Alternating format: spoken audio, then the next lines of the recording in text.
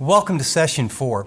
And by the way, as we do this study, some of you may have missed a session here or there, or actually missed the sermon, the message. And you can go to venture.cc and the message is there on video. And we're going to talk today about choosing peace, Dave, when circumstances really change. Sometimes they're up, sometimes they're down. But when change happens, a lot of us really struggle.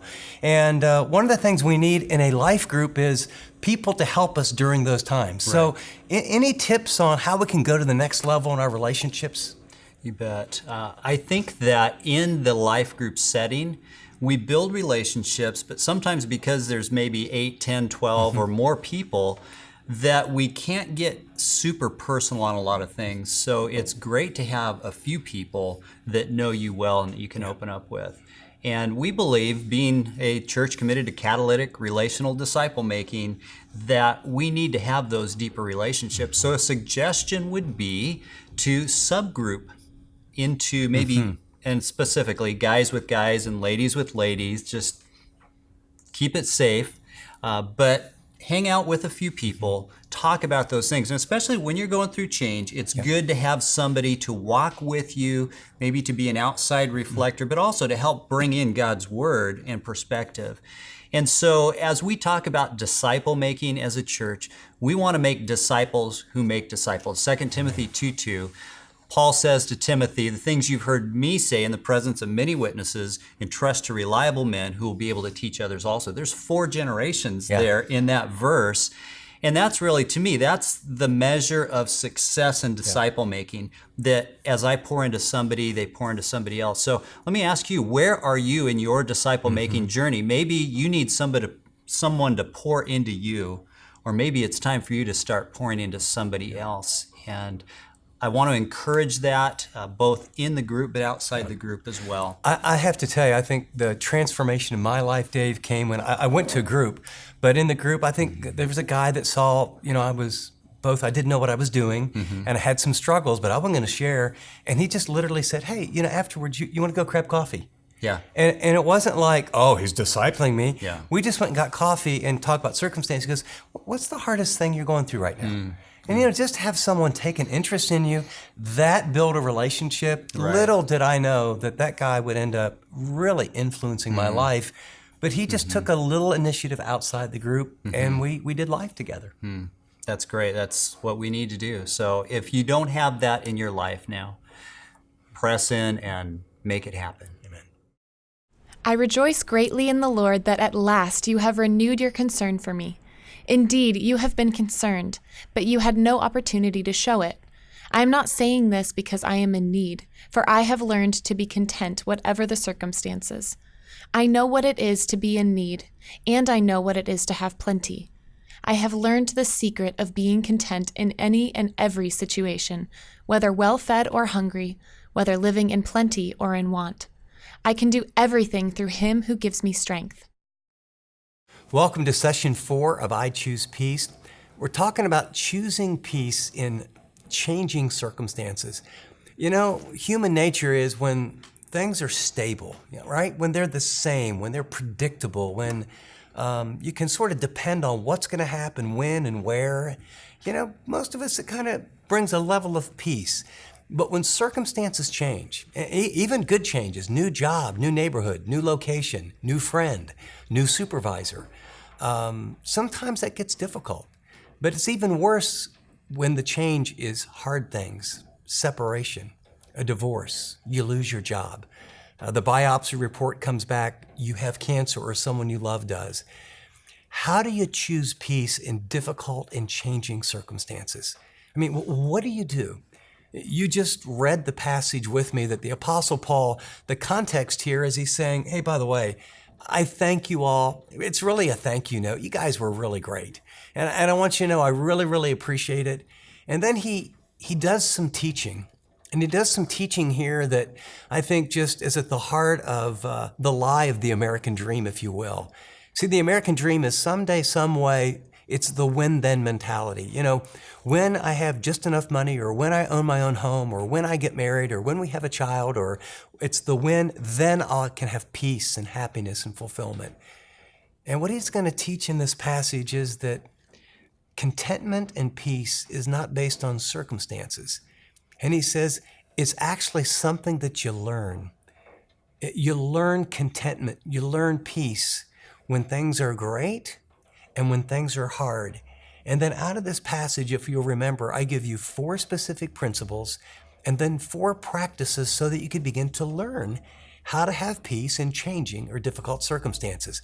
So let me just give you a quick review, and then I want you to, this is going to be a fun time for you guys to talk about your circumstance and maybe some really good ones and maybe some hard ones. But principle number 1 was peace is not dependent on our circumstances. And then the practice is be thankful. Just choose to give thanks. It's an amazing, powerful thing because if you're thankful for what you do have and where you are at, it's amazing what happens to your emotions. Second principle was peace is an attitude we learn, not a thing that we achieve. Paul said he didn't always have it down. He didn't always have peace. He's this great apostle. He wrote 13 books in the New Testament. Right now, he's saying, I'm content. But does anybody remember where he's writing this from? He's in a Roman prison. I mean, the food is not good. He's in chains, but he's content. Why? He's got peace. Because you know what? He's teachable. He's not asking the question, God, why me? He's asking the question, God, what do you want me to learn? What is it about this situation that you didn't necessarily put me in, but you have allowed, even though some people are trying to do some bad things? What do you want to teach me? When you have that attitude, it doesn't matter what the circumstances are. God can begin to do something in you and give you peace. Third principle, prosperity doesn't have the power to make us or to break us. I think we live in a world where if we only had, you look at what you pay to rent here, you look at how much it costs to live here, and it's a constant pressure. And I think somehow we feel like, there's this unrest in my soul that someday, some way.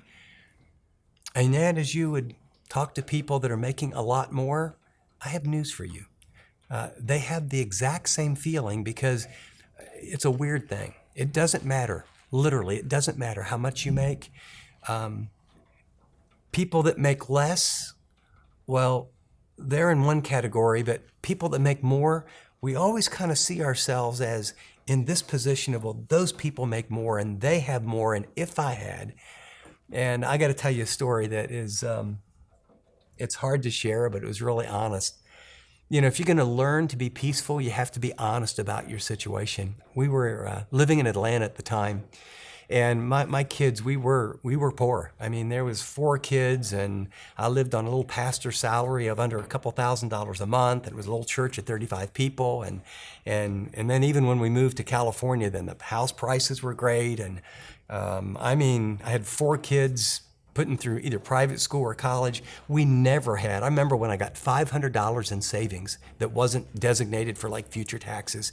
And it was tight. And then we moved to Atlanta, and during that time and a little bit before, because my kids are kind of getting out of school, and God was gracious and sold some books, and my expenses went down, cost of living shrunk.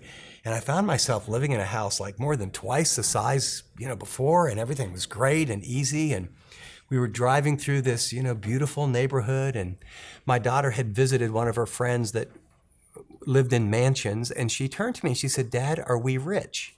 And my first response was, no, Country Club of the South. That's rich, with the big lions in the front and the paintings by artists. And then I looked at all these houses and I thought of where we used to live in Santa Cruz, and I thought, all that went through my mind. I said, Annie, we are rich. Believe me, we are really rich. We have more income than I ever dreamed. We have 2 nice cars. We live in a house that's nicer than I ever dreamed. Yep, we're really rich. And can I tell you something? Because we don't say this a lot. There are some of you that have grown up like me, and it's sometimes it's hard to be content when God gives you a lot. Certainly we need to be very generous, but somehow you can feel guilty about God's blessing. Being rich or being poor doesn't make you spiritual. What makes us spiritual or in alignment with God is to be at peace, to have wise priorities, to understand all that we have He's given us, and that to learn, like Paul says, I've learned to rejoice and be very content when I have a lot, and I've learned when I don't have much at all. The final principle here is that Only Christ has the power to give us peace that transcends life circumstance. And here's what I want to say is be dependent. Just trust God. There isn't any when-then that peace and contentment and happiness and satisfaction someday, some way out there. And so let me tell you this. Go into training and begin to practice the principles of peace and contentment. In it, I can tell you, circumstances good, circumstances bad, the gift of peace God will give you. And what he wants you to know is it's a gift and it can be learned. So here's the question. What is it of these 4 practices or 4 principles that you do well? Let's get off of, yes, we need to grow, but let's start with which one of these do you say, you know what? I am a thankful person, or I'm learning that, or that principle, you know what? I think I'm doing pretty well. Let's share that in the group.